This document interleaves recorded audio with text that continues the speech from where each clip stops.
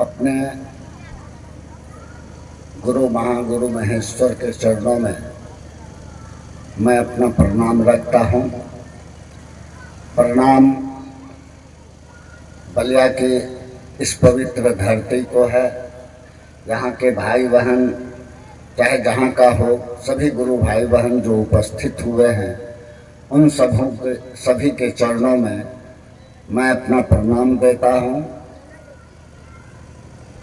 एक बात जान लीजिए कि हम लोगों में से कोई गुरु नहीं है, गुरु स्वयं शिव हैं। हम आप सारे भाई बहन हैं, शिव शिष्य हैं। इस बलिया की धरती पर 30 साल से ऊपर से शिव गुरु की बात चल रही है। 30 साल से यहाँ के लिए कोई नई बात नहीं है, लेकिन हम लोगों ने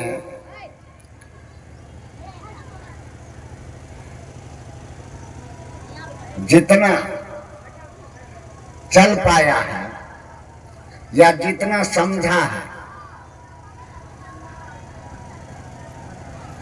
तो लगता है कहीं कहीं कि हम लोग चर्चा के ही शिष्य हो गए, शिव चर्चा के ही शिष्य हो गए। चले थे शिव का शिष्य बनने के लिए। हम आप कहाँ चले थे? यह सोच के चले थे कि हम लोग शिव का शिष्य बनेंगे, लेकिन चर्चा के ही शिष्य बन गए। ये चर्चा, ये 3 सूत्र हमको आपको जो मिला है, ये शिव से जुड़ने के लिए मिला है। ये हमारा आपका साधन है शिव तक मन को पहुंचने का। ये चर्चा गुरु नहीं है, गुरु आदेशित कर्म है। यह जो 3 सूत्र है, इसका एकमात्र उद्देश्य है कि हमारा आपका मन गुरु के सानिध्य में, गुरु के चरण पर ठहर जाए। इसके लिए, क्योंकि हमारा आपका मन बहुत चंचल है। मन से तीव्र गति से धरती पर आसमान में कोई और चीज नहीं भागता है। मन से ज्यादा तेज कुछ ही नहीं है, कुछ नहीं चलता। यही तो, ये तो भागता है, गमन इसका लक्षण है। तो हमारा आपका मन शिव गुरु के सानिध्य में ठहर जाए, इसके लिए ये 3 सूत्र है। साधु की समाधि लगती है, साधु मरता नहीं। मन से हटा दीजिए। और जाते जाते शिव साहब ने कह दिया हमको आपको कि आज भी शिव शिष्यता का बॉस मैं ही हूं।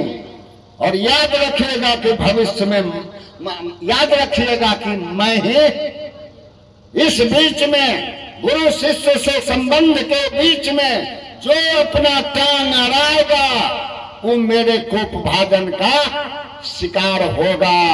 उसका फल उसको भोगना पड़ेगा। तो जिस समय उन्होंने लिखा शिष्यानुभूति में कि मैंने विवस्था में शिव को गुरु माना था, है कि ना? क्या व्यवस्था उन्होंने लिखा ना कि महेश्वर शिव के गुरु होने का कार्य सन 1980 के दशक से प्रारंभ है। इस कार्य के प्रारंभ की पृष्ठभूमि स्वानुभूतियों के आधार पर अकथ्य लंबी कहानी है। अपनी सीमा में उपलब्ध शरीरी गुरुओं, तांत्रिकों, अवधक घुमक्करों का साथ मन को रास नहीं आया। हताश मनोदशा में मैंने सोचा कि गुरु भगवान होते हैं तो भगवान गुरु क्यों नहीं। देखिए बदला। और याद रखिए शिव से जो उपदिष्ट है, शिव गुरु से उपदिष्ट ब्रह्म विद्या, हाँ, वह दया से निरंतर आर्द्र है। साहब ने जो हमको आपको दिया है इस ब्रह्म का विद्या है, ब्रह्म से ये ब्रह्म विद्या है। गुरु छाता का काम करते हैं। गुरु जिस तरह छाता आपको बरसात से भी बचाएगा, धूप से भी बचाएगा, तो इस परिवेश में चलना तो है, लेकिन गुरु आपको छाता के तरह बचाएंगे, जिंदगी की मार से बचाएंगे। जीवन की मार बहुत गहरी है। ऐसे नहीं किसी ने कहा है जिसे मौत ने न पूछी उसे जिंदगी ने मारा। जिंदगी की मार बहुत गहरी होती है। शिव जब आपके गुरु होंगे, आपके जीवन के रास्ते में फूल बिछेंगे, आपका जीवन शिव में होगा, सुख में होगा। और महादेव को गुरु माने हैं। 30 साल से आप लोग हैं, 30 साल, बहुत कुछ छोटे बच्चे भी, लेकिन हैं पुराने लोग 30 साल से। जिस दिन महादेव को आपने हमने गुरु माना था, विचार कीजिए था। पहले तो कहा जाता है था कि महादेव पर चढ़ल प्रसाद नहीं खाए चाहिए, खैला से कंगाल हो। लेकिन हम आप जीवन भर 30 साल से महादेव का प्रसाद खाए हैं। ये बताइए हाथ उठा के कि कंगाल हुए कि माला माल हुए, तो बताइए। यही परिणाम है, यही परिणाम है। कहां खोजिएगा महादेव का? महादेव का आपके बीच में रहे। 30 साल हम भी कहते रहे कि एक दिन पछताइएगा कि महादेव स्वयं शरीर में आए धरती पर, और हम आप रह के भी महादेव का दर्शन इस लोक में नहीं कर। आज जाते हैं बहुत गुरु भाई बहन सैकड़ों हैं जो रोने लगती हैं कि हम इतना दिन से छिए भैया, लेकिन हमरा कोई नहीं बतैल कह रहा, अपने में लोग वजरा के रखल कर। खैर साहब तो कहते थे कि हो सकता है साइबेरिया के जंगल में कोई महादेव को गुरु माना है। इस जीवन में मुझसे भेंट हो नहीं हो, या उसको मुझसे भेंट हो नहीं हो, लेकिन वह भी मेरे कलेजे का टुकड़ा है। आप जहां भी हैं, आप पर गुरु की दया है। इसलिए और गुरु का ऋण, गुरु जो कृतज्ञता कहा गया, कृतज्ञता का एक ही माने होता है एहसान। गुरु ने जो हम पर आप पर एहसान किया, शिव का दान दिया। साहब ने शिव का दान दिया। शिव तो हमको आपको शिव का दान देने के लिए दूसरा नहीं है। शिव तो कण कण में, दुर्वासा ऋषि एक हुए, बड़ा क्रोधी संत हुए, दुर्वासा ऋषि का नाम सुना होगा। उन्होंने कहा ये बेलपत्र क्या है, ये पूजा क्या है, ये मंत्र क्या है, ये पीठासन क्या है?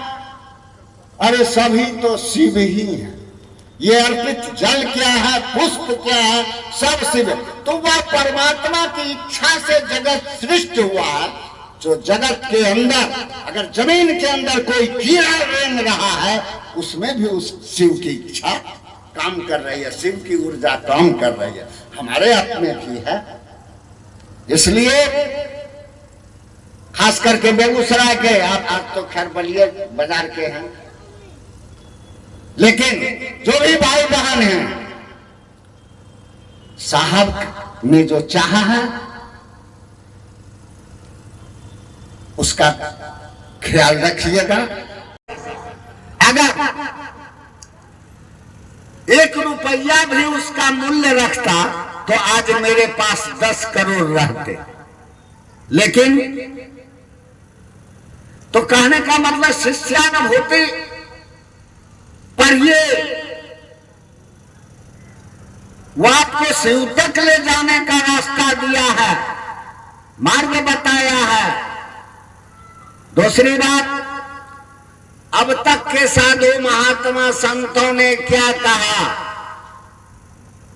गुरु ब्रह्मा, हम लोग जो बचपन में पढ़ते थे तो गुरु ब्रह्मा गुरु विष्णु गुरुदेव महेश्वर गुरु साक्षात परब्रह्म तस्मै श्री गुरुवे नमः। यानी गुरु में ब्रह्मांडी शक्ति होती है, गुरु में वैष्णवी शक्ति होती है और गुरु में गुरु महेश्वर है। तो इन्होंने यही ने कहा कि गुरु भगवान, पहले के लोगों ने कहा कि गुरु भगवान होते, आज तक के साधु महात्मा ऋषि मुनि कि गुरु भगवान होते हैं। इन्होंने इस में थोड़ा हाई टेक्नोलॉजी लगाया। इन्होंने कहा कि गुरु भगवान होते हैं तो भगवान गुरु क्यों नहीं? इसमें कुछ व्यवस्था होगा उनका,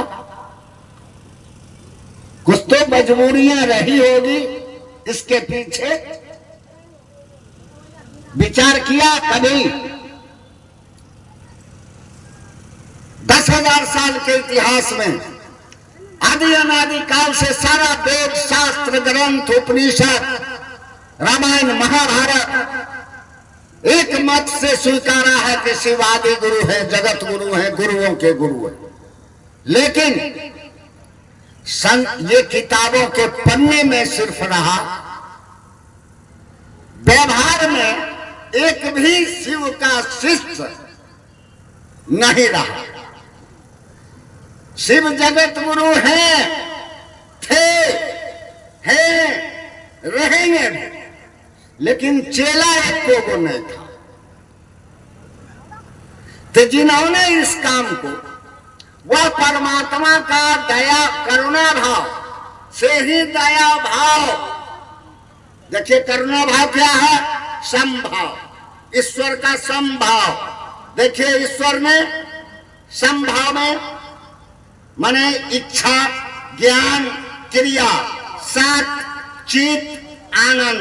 परमात्मा में 6 शक्तियां पाई जाती है, इसीलिए माने इच्छा ज्ञान क्रिया से कोई चीज बनता है, उत्पत्ति होता है।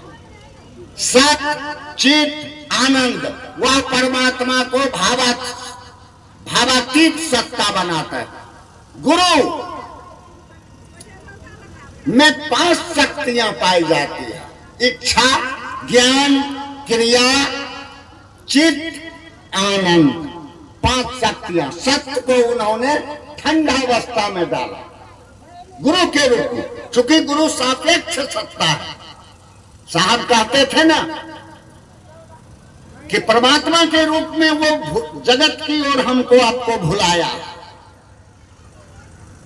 वही गुरु के रूप में भी भुलावा दे के हमको आपको शिव तक ले जाने की बात किया। चूंकि गुरु सापेक्ष सत्ता है, इसीलिए आदि शंकराचार्य ने की पंक्ति में आपने सुना होगा कि नमस्ते नमस्ते विभो विश्व मूर्ति। देखिए विश्व की मूर्ति, फिर तुरंत कहते हैं कि नमस्ते नमस्ते चिदानंद मूर्ति गुरु की। वो सच्चिदानंद भी कह सकते थे, लेकिन उन्होंने सत्य को छोड़ दिया, सत्य को ठंडा अवस्था में रखा। कह रहे हैं कि नमस्ते नमस्ते, ऊपर की पंक्ति में विभो विश्व मूर्ति, तुरंत कह रहे हैं नमस्ते नमस्ते चिदानंद मूर्ति। गुरु शिष्य के प्रति सापेक्ष सत्ता है। सापेक्ष